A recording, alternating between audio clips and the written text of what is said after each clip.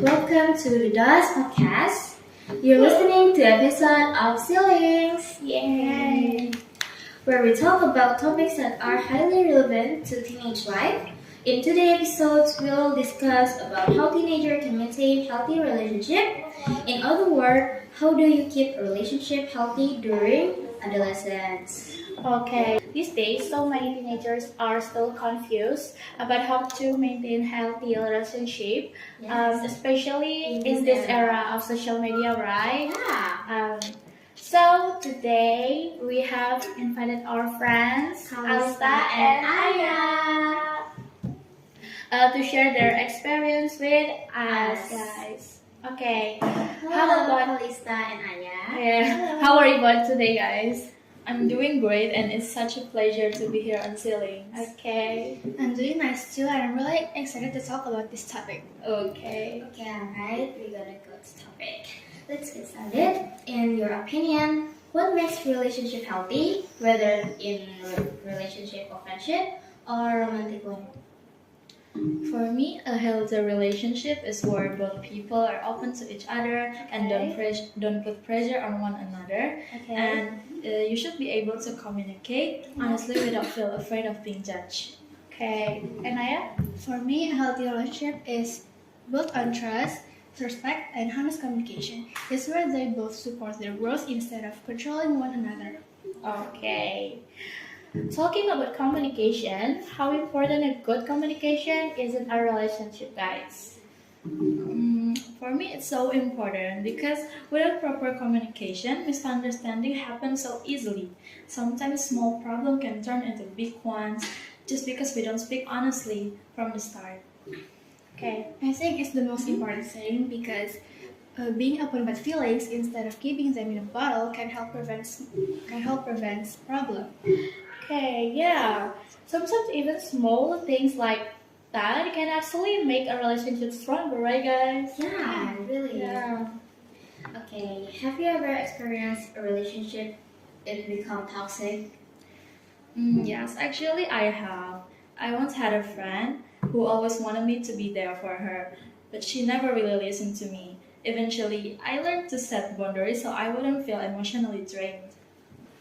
Yes, and it was hard to notice at first. I realized it was toxic when I feel drained around them. I tried talking at first, but then if she doesn't change, I try to walk away because it was a form of self-respect. Right. Nowadays, so many relationships are influenced by social media, right? How can we avoid getting caught up in online drama? I think the key is not to compare your relationship too much with other people you see on social media because what you see through online isn't always real.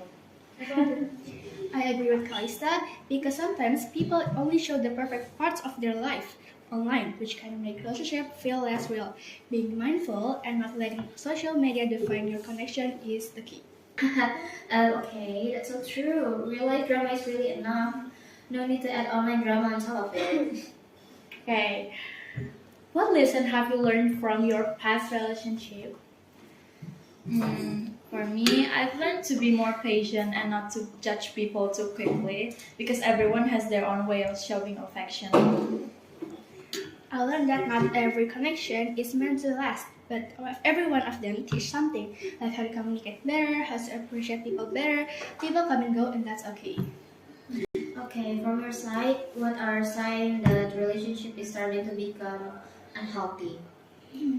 Usually, when you start to feel constantly emotionally exhausted, or when one person tries to control the other, those are really dangerous signs. That's right. And if you're afraid to be honest just because you're fear they'll get angry or leave you, then something definitely wrong. Okay. What if a relationship starts to drift apart? Do you think it can still be repaired? It depends. If both parties are still willing to try and fix it, yes, it's definitely possible. You can start rebuilding communication every day. Exactly. Don't give up right away. Sometimes all it takes is time and honestly to make things right again. Okay, if a friendship suddenly distance themselves without explaining why, what will you do? At first, I probably ask them gently, like, what happened? Maybe they're going through something personal. But if they'll still distance themselves, I'll give them space. Okay. I totally agree because sometimes people is just need time for themselves. We shouldn't jump to negative conclusion right away.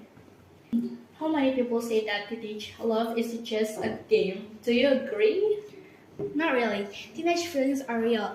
They just might not be as mature as adult relationship.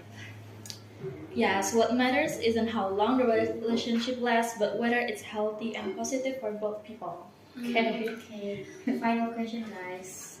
If you could choose one word of describe healthy relationship, what would it be and why? I choose trust because without trust, there's no sense of security. Okay. Okay. Kalista? For me, I choose balance because our relationships should have balance between love, time, and personal freedom. Oh, wow. What a fascinating conversation we talked about.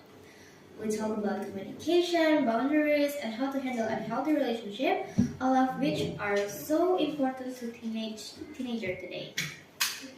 Okay, exactly. We hope our listener learned something and become more mindful about maintaining healthy relationship in their own lives. And don't forget, everyone, a good relationship starts with yourself. Right. Yeah. So love yourself first before loving anyone else. Thanks to Aya and Kalista For today, for comment. sharing their insight, right? Yeah. Thank you for coming. See you to in this the podcast. next episode of this podcast.